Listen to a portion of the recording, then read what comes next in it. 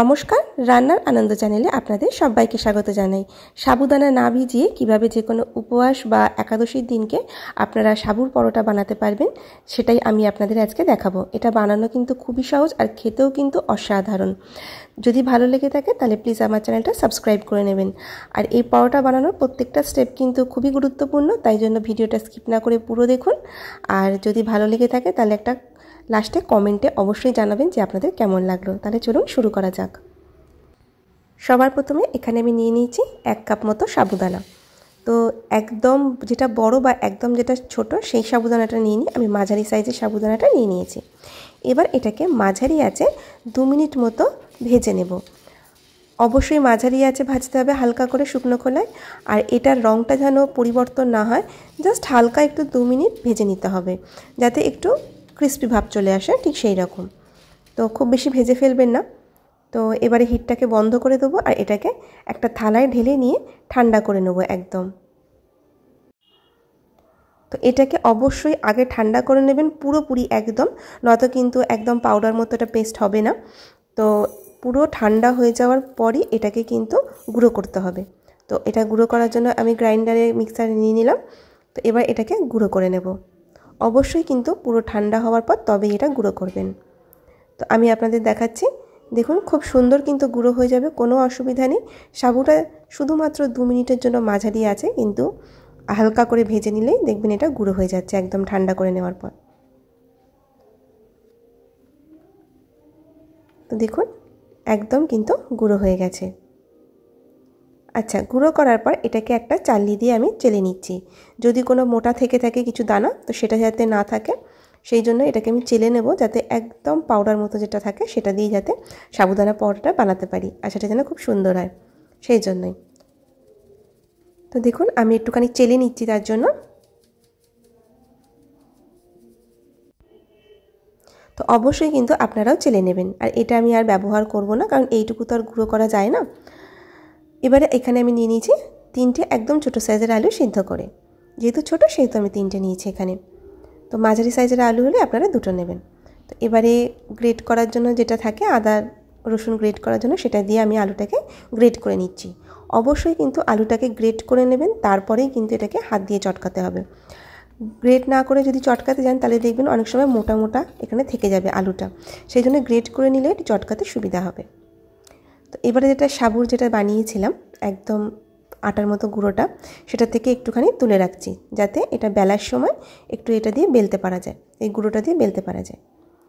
এবারে এই সিদ্ধ আলুটার মধ্যে দিয়ে দেবো খুব সামান্য কিছু জিনিস। দিয়ে দিচ্ছি এখানে কাঁচা লঙ্কা কুচি। আচ্ছা, আমি যেগুলো দিচ্ছি, যদি আপনাদের উপবাসের মধ্যে এর মধ্যে কোনো একটা কিছু খাওয়া বারণ থাকে তাহলে সেটা স্কিপ করে যাবেন। তো দিয়ে দিলাম আদা কুচি, দিয়ে দিচ্ছি ধনেপাতা কুচি। এবারে এর মধ্যে দিয়ে দেবো 1 চামচ গোটা জিরে।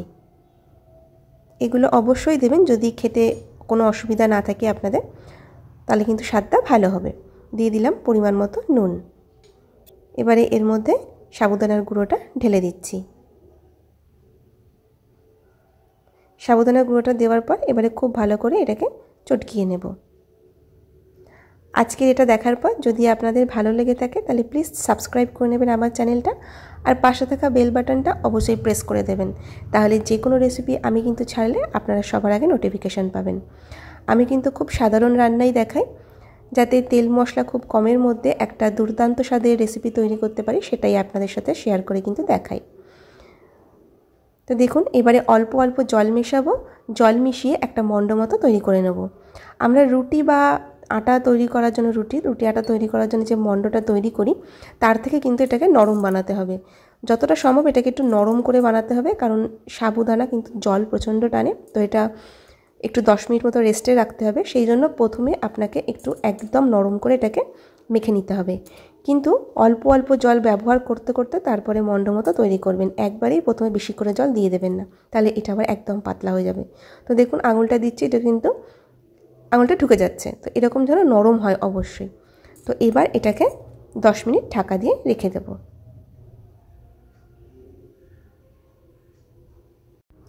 তো ততক্ষণ একটা চাটনি তৈরি করে নিই, যেটার সাথে পরোটা দিয়ে খেতে পারবেন। অবশ্যই চাটনিটাও তৈরি করবেন, দুটোর সাথে একদম কম্বিনেশন কিন্তু অসাধারণ।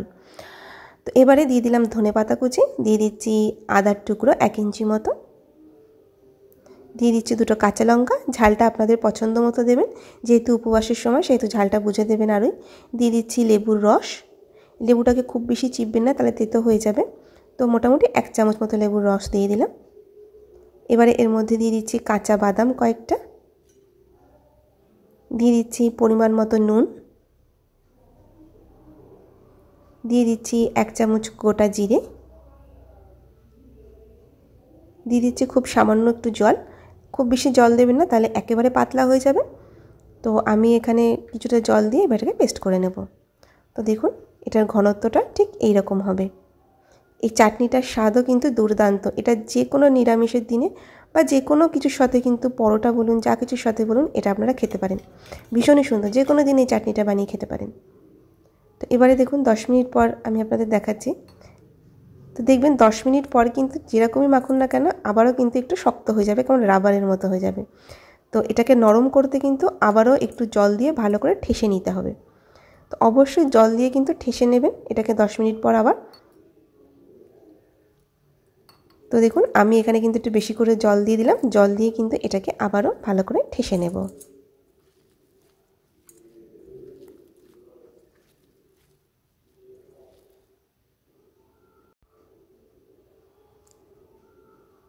তো দেখুন খুব ভালো করে ঠেসতে ঠেসতে কিন্তু এটা একটা মোটামুটি নরম একটা মণ্ড তৈরি হয়ে গেছে। তো রুটি পরোটা বানানোর জন্য যেরকম নরম থাকে তার থেকে একটু নরম বানাবেন, একটুখানি, খুব বেশি না, তার থেকে একটু নরম বানাতে হবে। এবার এটা থেকে লেচি কেটে নেব। তো একটা করে লেচি কাটবো আর একটা করে করব, একেবারে লেচি কেটে রেখে দেবো না। তো দেখুন ঠিক যেরকম রুটি পরোটা বানানোর জন্য আমরা লেচি কাটি যে সাইজে, সেই সাইজে আমি এটা করে নিয়েছি। তো এবারে এটা দিয়ে বেলে নেব। বেলার সময় কিন্তু খুব হালকা হাতে বেলবেন, বেশি জোরে এটাকে চাপতে যাবেন না, হালকা হাতে করবেন, তাহলে দেখবেন অনায়াসে কিন্তু এটা ঘুরতে থাকবে এবং ভালো করে গোল হয়ে যাবে। আর এটা কিন্তু চারিদিকটা গোল বেলতে বেলতে দেখবেন কিন্তু ফেটে যাবে। তো এটা ফাটবেই, যতই ভালো করে মাখুন না কেন এটা ফাটবেই। তো তাতে কিন্তু কোনো অসুবিধা নেই। তো যদি এরকম আটকিয়ে যায় তাহলে আবারও একটুখানি এটা ছড়িয়ে দেবেন, গুঁড়োটা ছড়িয়ে দিয়ে আবারও এটা হালকা হাতে বেলতে থাকবেন। আর খুব হালকা হাতে বেলবেন। আর একান্তই যদি এই গুঁড়োটা দিয়ে বেলতে না পারেন, তাহলে আপনাদের উপবাসের দিনকে যদি আটা বা ময়দা খাওয়া যায় সেটা দিয়েও কিন্তু বেলে নিতে পারেন অনায়াসে, কোনো অসুবিধা নেই। আর যদি না খাওয়া যায় তাহলে কিন্তু আপনারা অনায়াসে কিন্তু এটা সাবুদানার গুঁড়োটা দিয়ে করতে পারবেন। আর যদি না পারেন তাই জন্য আমি এটা বলে দিলাম। আর এটাকে আপনারা কিন্তু, আমি পরোটা বানাচ্ছি ঠিক এরকমই আপনারা লুচি বানিয়েও খেতে পারেন। কিন্তু এগুলোকে এত বড় না বেলে ছোট ছোট বেলে এগুলো তেলে বা ঘিয়ে আপনারা ভেজে নিতে পারেন। তো দেখুন আমি কিন্তু বেলে নিলাম। এবার এগুলোকে সেঁকে নেব। সেঁকে নেওয়ার জন্য এখানে আমি একটা ফ্রাইং প্যান নিয়ে নিয়েছি, আর এখানে আঁচটা কিন্তু মাঝারি রেখেছি। অবশ্যই আঁচটা মাঝারি রাখবেন। মাঝারি রাখার পর এটা ভেজে নেব। তো রুটি যেরকমভাবে আমরা হালকা সেঁকে নিই 2 পিঠ, সেরকমই হালকা সেঁকে নিতে হবে। খুব বেশি সেঁকবেন না, তাহলে কিন্তু শক্ত চামড়ার মতো হয়ে যাবে। তো সেই জন্য খুব হালকা হালকা রুটির মতো 2 পিঠটাই ভেজে নেবেন।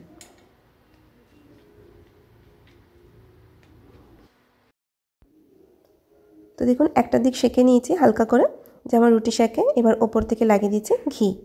তো আপনারা ঘি বা তেল যদি খেতে পারেন যে কোনো কিছু একটা লাগাবেন, তবে ঘি লাগালেও যেরকম আপনাদের পরিমাণ সেরকম লাগাবেন। খুব বেশি ঘি ব্যবহার করতে যাবেন না, তাহলে উপবাসের দিনে কিন্তু গ্যাস অম্বল হতে পারে। তো সেটা আপনারা বুঝে দেবেন। তো এখানে আমি অর্ধেক চামচ ঘি দিয়ে দিলাম, দিয়ে উল্টিয়ে দিয়ে এটাকে আবারও অপর দিকে আবারও কিছুটা পরিমাণ ঘি লাগিয়ে দেব। আর অবশ্যই কিন্তু পুরো রান্নাটা কিন্তু মাঝারি আঁচে করবেন, জোরে আঁচে করবেন না, তাহলে পুড়ে যাবে।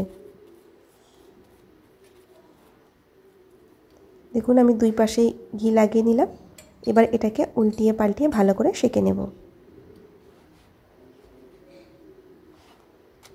সেঁকার পর দেখবেন এটা কিন্তু দেখতে সাদা সাদা হবে। তো ভাববেন না ওটা কাঁচা, ওটা কিন্তু কাঁচা না। সাবুদানা হয়ে গেলে কিন্তু এরকম পরোটাটা খুব সাদা সাদা হয়ে যাবে। খুব বেশি মরমরে করে ভাজবেন না, তাহলে শক্ত হয়ে যাবে। তো দেখুন এটা কিন্তু উল্টিয়ে পাল্টিয়ে আমি খুব ভালো করে সেঁকে নিয়েছি। এইভাবে সমস্ত পরোটাগুলোকে আমি এবারে ভেজে নেব। তো দেখুন এটা কিন্তু কাঁচা না, এটা সাবুর পরোটা হয়ে গেলে এরকমই রং হবে। তো আমি আবারও একটা আপনাদের বেলা দেখিয়ে দিচ্ছি। তো খুব সামান্য পরিমাণ এরকমভাবে সাবুদানার গুঁড়োটা দেবেন, দিয়ে হালকা হাতে খুব ভালো করে ভেজে নেবেন। যদি আজকে এটা ভালো লেগে থাকে তাহলে প্লিজ আমার চ্যানেলটা সাবস্ক্রাইব করে নেবেন আর আমাকে কমেন্টে অবশ্যই জানাবেন।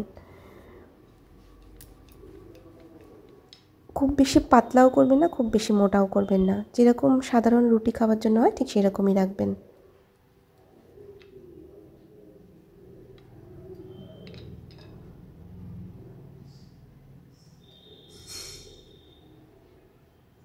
তো এটা কিন্তু এরকম থাকবেই ফাটা, আপনাকে আগেই বললাম আপনাদের।